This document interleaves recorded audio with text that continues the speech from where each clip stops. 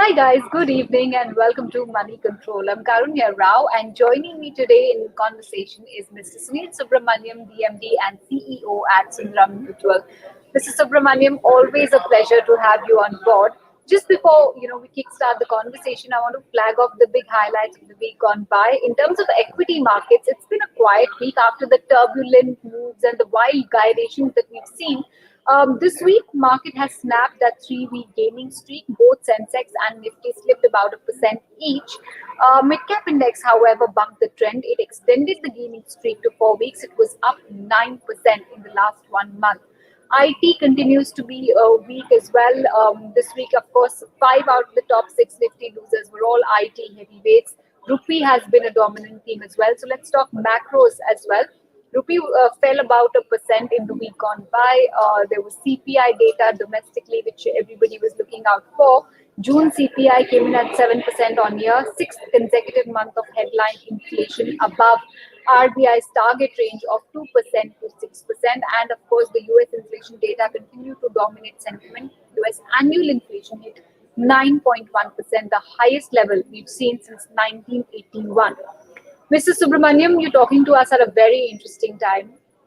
Talk to us about what we should make of all of these macro indicators, the numbers that have been trickling in from across the world, not just US, of course, that is one big piece, one big chunk of the entire situation, but what is the right way to read into these numbers and how does it affect people like you and I? So I think the first thing to read is that this is a man-made crisis, I would say, in terms of the international situation on the economic front. Why I'm saying this is that the Fed, when the inflation first started rising, the Fed ignored it to say that it's a temporary inflation. And thereby not taking appropriate action, the Russia-Ukraine conflict came on and added a supply side inflation to the demand side, which was already creeping up thanks to the quantitative easing and the rate cuts the Fed had earlier done, right? So the Russia-Ukraine crisis effectively took decision-making out of the Fed's hands because that spiked the inflation to these current levels of 8-9%.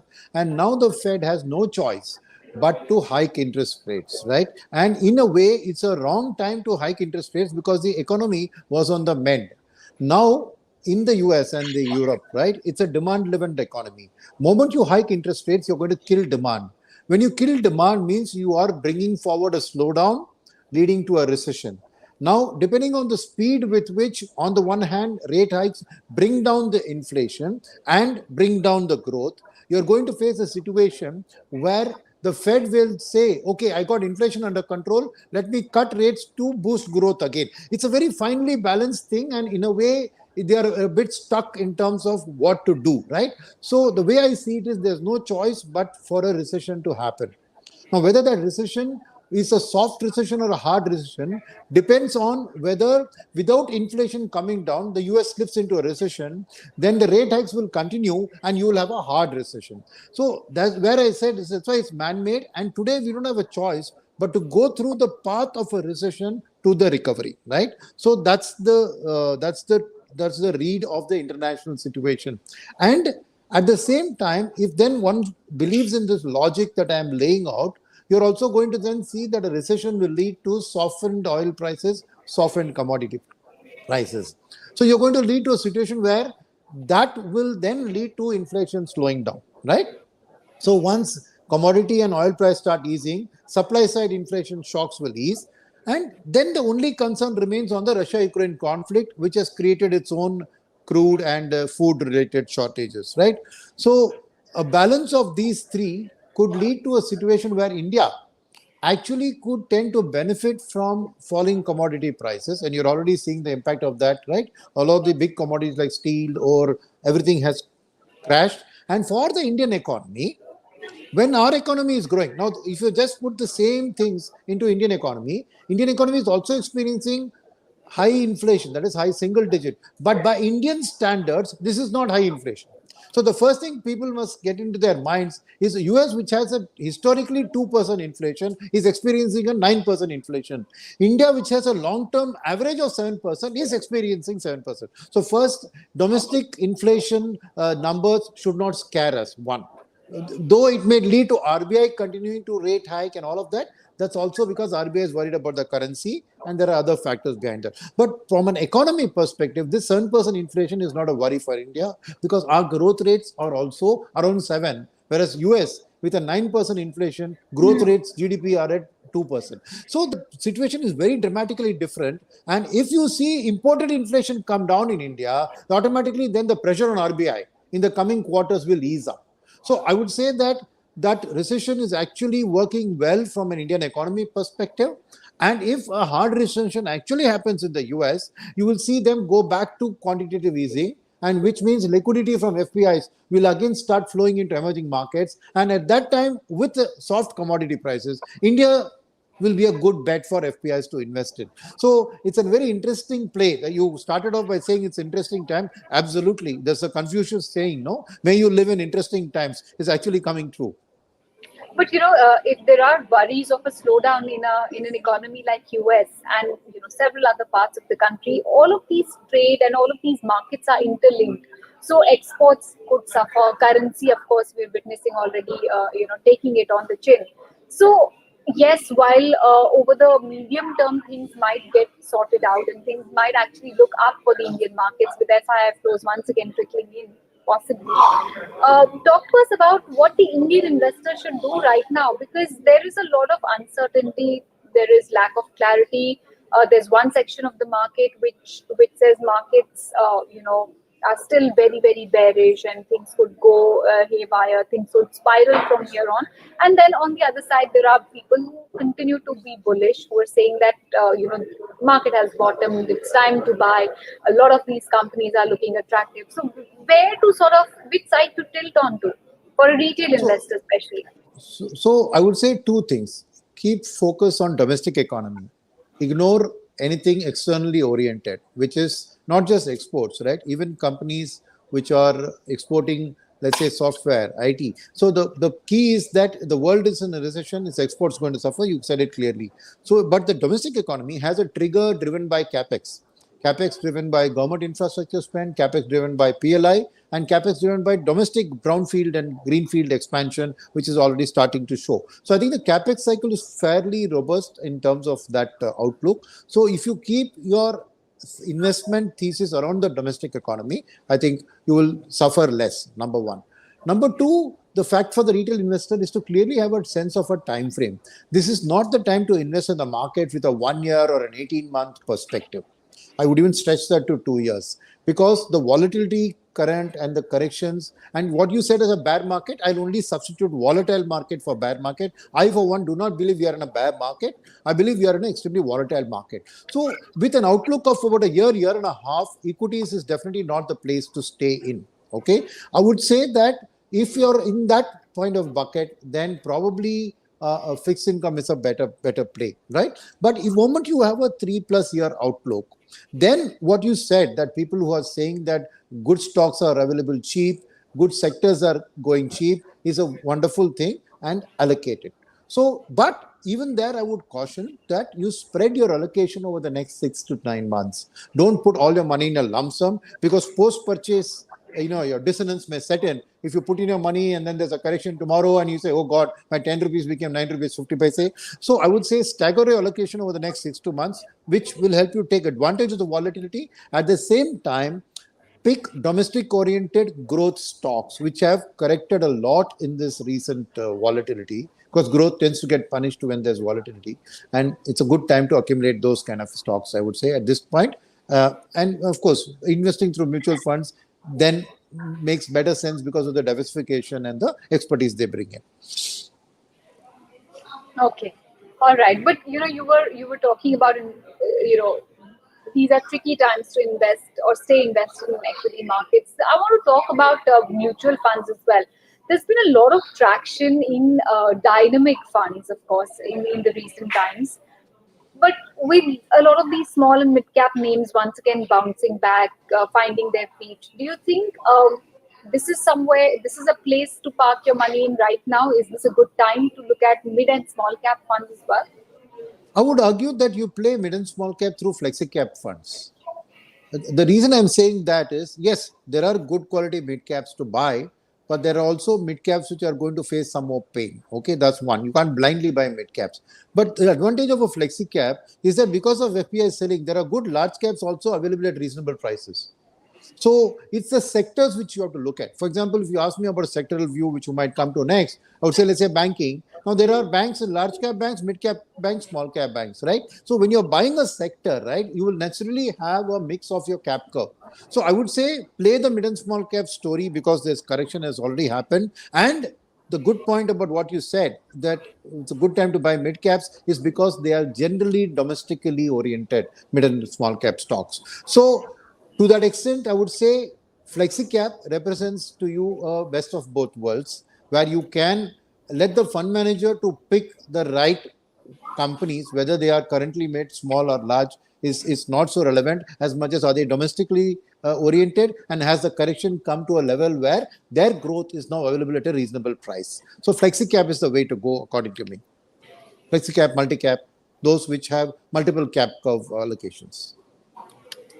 Okay, all right. But overall, if we look at from the market standpoint, not just from an SIP or a mutual fund route, but from a market route as well, do you think small caps are now looking more attractive and good time to maybe lap up some of these quality names? See, my worry is that people tend to look at small caps as that which has corrected most is what I will buy. But that's not necessarily true. There needs to be a clear correlation to future growth, and the future growth for India is going to come from domestic capital goods and the cap goods cycle, from consumer discretionary. And as long as you use these filters, and banking, use these filters to pick small caps, then it's fine. But blindly buying small caps, right, I would say is even now hazardous, because there could be small cap stocks which could touch new lows in the coming months. One of the most frequently asked questions, I'm sure you have also been asked this: how far are we from the bottom in terms of time, in terms of price, and in terms of the overall pain to endure? So, what is your assessment? Where are we in the cycle? See, so from a cycle perspective, there's an economic cycle and a market cycle. You explained clearly that you're asking me about the markets, right? Not the economy. So the Yeah. markets are FPI dominated, right? So FPIs have sold a lot, but they still hold a lot. So for us to hazard a guess on how much more a fall can happen is if there's bad news on the war further, if there is bad news in terms of the global story, right? FES could pull out even more money. So I think that the extent of volatility and the fall is a largely a FPI play, and within FPIs we have three or four categories, right? You have ETFs which sell the entire market. So an ETF, there's pull out of money from an ETF, he sells the entire India bucket, which is the emerging market allocation of India. All the stocks get sold. Hedge funds play specific stocks. They will go and sell. Whereas you take long only pension funds, they are buying again the market. So there is a blend of this. So if you ask me, the counter to continued volatility is the fact that from a time correction, I think you mentioned that perspective, is come September, right? From the month of October onwards, the market will start discounting FY24 valuations rather than FY23. So if you assume even a 10 to 12% growth in the next year, automatically your valuations are going to get readjusted by 10 to 12%, which will bring them to very reasonable levels, and you will see more buying in coming in from there. So my sense is that this domestic flows plus the time correction which will come because of the outlook of the market will be a counter to an FPI selling. So my sense is that probably a 10%, 10 to 15% is a max kind of a correction that can come before value buying will start from the domestic investors. If you were to go shopping today, what kind of sectors, stocks, or asset classes even that you would want to sort of lap up and buy to structure your portfolio from the scratch? So I would look at two things. What has corrected a lot, right? And what is the correction being caused due to FPI selling, right? So what is corrected a lot, but what is not dependent on FPI buying to rise again? So I'm laying down the logic there. So now if I look at it there, IT has corrected a lot. But IT is an export-oriented sector and will again depend on FPI's outlook to rise again. That's number one, right? Then what else is corrected? FMCG is corrected, right? FMCG is corrected again because FPI have been selling the large cap space where FMCG is significantly present. Now, is FMCG going to bounce back without large cap play? They are very high valuation stocks. Now, FMCG companies will benefit to some extent from the commodity easing, right? Because then their margins can get some protection. So, some amount of safety play in FMCG is there. But the third sector which corrected a lot in this fall is banking.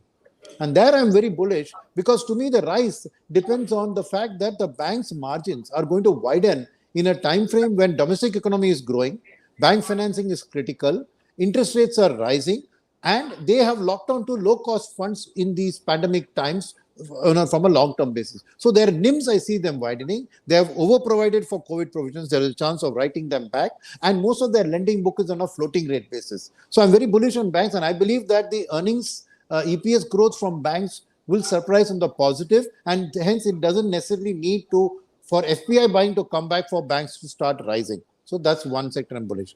The other sector which got corrected during the pandemic and post-pandemic FPI selling is the auto and consumer discretionary sector. Why did they get affected? One, because of the fact that demand had collapsed. Second, semiconductor shortages all had led to severe waiting lines and pressure on auto companies.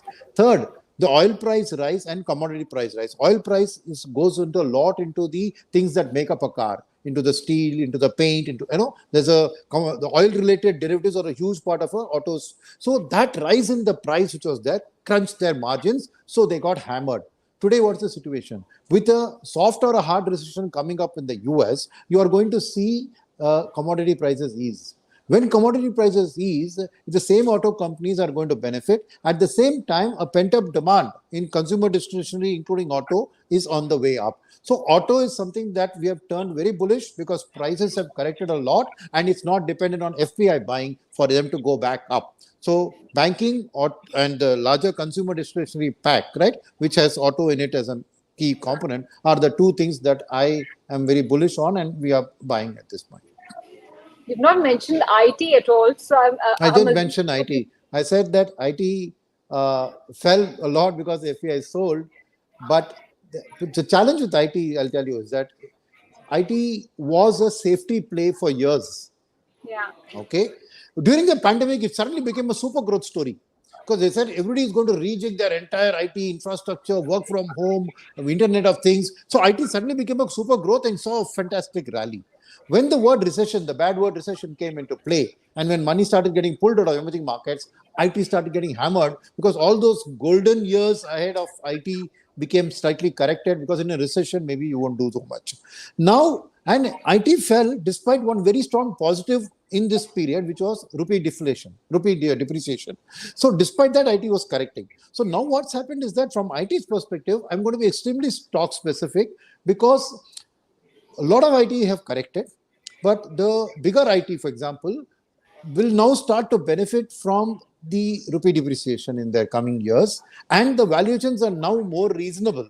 So, on a selective basis, I've looked to buy the IT, but not yet the sector as a whole, because I believe that we need to reevaluate the growth perspectives in the context of a soft and a hard recession. It's not like the business will die out completely. Even during recession, their buying corporates will try to save costs on IT by rejigging their back-end infrastructure. There will be some demand coming from that perspective, and rupee depreciation will help them. So I think looking at each stock there from how much it has corrected, what is the outlook, what is the kind of business, how much of the order book is there, I'll start selectively buying IT, but I'm not yet ready to buy the whole IT pack blindly.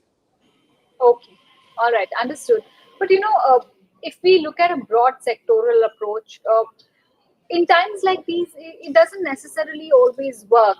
We've seen contractions in the valuation of FMCG, pharmaceuticals, private sector lenders, blue chip, high quality names. It's really made life difficult for whether it's investors or investment managers alike, Hmm. who typically take a top down approach to sectoral to allocation in general. In times like these, should one look at a bottom up approach to stock pricing instead? Could that work? Yes, I agree with that. That's a good way to look at it, because this is not a time to blindly use sector top-down approaches. I think because there are companies which business models will benefit from this, and I think looking at bottom up, looking at company specific. So, like I said, even all these sectors that I mentioned, you can find good quality picks in some sectors which I consider bearish, and IT is a classic example. So you're right. I think the coming months are extremely a stock pickers month, and not just buy a sector which has got downgraded and hence sell everything in that sector which has got downgraded. That's wrong. At the same time, everything has fallen, so go and buy everything blindly is also not true. So I think it is true. Bottom up stock picking is probably going to deliver better value than a top down approach at this point in time. So, can can one look at defensive sectors? Would it be a safe bet to watch out for, especially at times when rupee is constantly falling, macros are looking bleak? Can one perhaps try to play via the defensive theme? So the defensive theme is only to minimize your losses. It's not a wealth creation, right? So in a diversified portfolio, you add defensives so that your overall portfolio still generates a good risk-weighted return, right? The risk being diversified away across sectors where defenses have a play. But a pure portfolio of defensives means that the growth story of India you will miss out. So I will say that for a person who is worried about what's a risk, disposition of the person which should decide the defensive play, right? A mutual fund has to have defensives because they are meant to deliver reward weighted by risk, right? Risk weighted reward. So mutual funds will carry a portion of defensives, but when an individual person is buying, right, the defensives component, there has to be a time when you exit defensives and switch to growth. Can they catch that timing right? If they are confident of reading the tea leaves and saying now growth is there, I will liquidate my defensives and go for it, then yes. Otherwise, I would say defensives are something that's more like a umbrella in a rain, right? It protects you from the getting wet. It's a volatility protector rather than a wealth creator. Very nicely put, Mr. Subramaniam. We're getting a lot of questions on our live feed. One of them I want to address is about PSU sector. We've not touched upon that either, and most people and most guests we interact with, refrain from touching upon the PSU basket. How are you reading into this space? And given a host of divestments also lined up, could this be a good place to be in? I'm not in agreement with that. I think so. I'll tell you why. See, PSUs essentially are present in a range of sectors, right? But in every sector, you see PSU trading at a discount to the private sector in that particular sector. Why is that? Because of inefficiencies of management, because the government, for bad allocation of capital, tendency to pay dividends to the government rather than reinvest in their business, right? And then employee costs are generally high because they have DNS allowance and all of that. So the issue with, and you mentioned disinvestment, just selling 5 to 10% stake is like selling the family jewels. It's government generating money from that. A PSU makes sense to a PSU which is going to get strategically divested as opposed to disinvestment. A strategic divestment means effective control being handed over to the private sector. Then there's a phenomenal value in PSUs because they're sitting on oodles of land allocated them years ago. They have good quality leases on mining and ores and all of that. And they have commanding market shares of that thing. So if in private sector hands, their life can dramatically change. So PSUs which are on the strategic divestment trajectory of the government are good buys because that will lead to a re-rating and a exploitation of their full resources. But other than that, right, PSUs tend to follow the trend. So if it's a, let's say, commodity oriented PSUs, right, then when commodities were rising, they also rose along with the pack. So you're playing commodity, then you play a PSU there. But if you're not playing that sector, then I would argue that a PSU is always going to be at a discount to private sector, and hence you can trade that the discount will minimize. So something is, let's say, typically PSU banks, they talk about price to book. So PSU banks trade at sub 10 price to book and private sector say it's a higher. So, but within sub 10, so let's say from a price to book of 4, it can go to a price to book of 6, still at a discount, but you have seen a 50% appreciation in the valuation. So it's a tactical play to say, is this bank streamlining its operations? Is it cutting costs? It's got a good business model. Is it increasing its CASA balances? Then there's a tactical call to say that I see this discount reducing.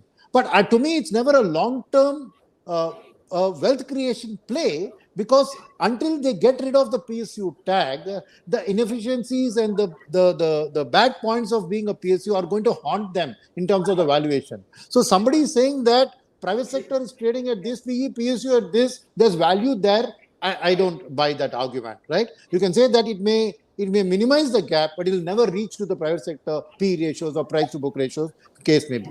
So to summarize, right, PSUs are a tactical play based on the sector in which they are in, where you can see that their EPS and all will grow because the sector has a nice tailwind to it. That's the time to enter, and when the sector develops a headwind, it's a time to exit. So very tactical, short-term play is what a PSU pack is. Very, very rare that I'll take a PSU and say I'll keep this for the long term. Okay, all right. I want to talk, finally about two short-term events. One is the Q1 earnings. First, let's talk about that. How are you assessing the quarter? How is it likely to shape up? We've seen a host of IT companies deliver their numbers this week, but overall, who do you think will be the big outliers this time? Well, I don't think the commodity price fall is going to show up in Q1 results of any company. So I think you're going to see not so good commodity users are not going to be not so good in terms of the margins are going to be under pressure, right? But at the same time, I see auto numbers to be slightly better, because I think the semiconductor shortage and the demand, you're seeing waiting lines for auto cars and all of that. So demand to some extent, I think, is taking care of that. So there, I would say I would see a little better performance than previous quarters, because I think a lot of the commodity shock got absorbed in the previous quarter. So I would see easing there coming through slowly. I would expect IT not to show good numbers, because I think of the international recession, order books, and all of that. There will be the pressure, and the rupee weakening may not really help them, because I suspect that a lot of them have hedged their dollar positions. So their actual depreciation may not reflect in their balance sheet, because they might have hedged it preempting that. So that's again new. Who's going to be an outlier? Banks, I suspect, will be an outlier, because they have the ability to write back excess COVID provisions into their quarter from that perspective. And like I said, already they have been very quick off the block in raising interest rates on their loan book post the RBI rate hike, but their funding costs are fixed. So I think banks will be an outlier. They will probably pleasantly surprise on the upside. Metals will not be a good, because of the price. Immediate impact will be there in terms of their top line itself, right? And what are the? I mean, I would say that covers pretty much most of the pack, I guess. The second, near-term, short-term event I wanted to address is monsoon, which is likely to be normal this time around. We're already experiencing good rainfall. Any of these agro-facing companies or themes, whether it's agrochemicals, tractors, fertilizers, any of these catch your eye right now, or is it something that you want to wait and see how it plays out? No, tractors definitely. We're already seeing a U-shaped recovery in the tractor Yeah. demand, and a monsoon is good news, because farmers tend to go and buy tractors when they get a good feel about it. So tractors definitely a positive. I'm not so sure about the fertilizer piece, because of the oil price shock and all of that, right? So the margins there will be under pressure. From a monsoon perspective, the macro good takeaway, because you mentioned as an event, is that RBI's forecast of inflation will come down, because food inflation is 46% of India's CPI basket, and 90% of our food is domestically linked in terms of either produced domestically or prices of domestic curves. So I would say that a good monsoon will mean that, and if you recollect the RBI's 4-quarter inflation projection, already JFM next year, they are projected it coming to 5.7. So they're already looking at it coming below that target. So the continuance of a good monsoon will mean that RBI's mind, the projected inflation could come within their comfort zone, thereby obviating the need for a further rate hike. All right. Well, great chatting with you, and thank you so much for patiently covering all the angles, all the aspects, whether it's micros or macros. Interesting times, as we already discussed. Let's see how these play out and what will be and who will be the big winners of the ongoing volatility in the market that we're all witnessing. And thank you once again, Mrs. Subramaniam, for joining us. And I'm sure our viewers have a lot to take back from today's conversation. Guys, thank you for tuning in. Have a great weekend. Thank you. Thanks, Karunya. All the best to you and your viewers.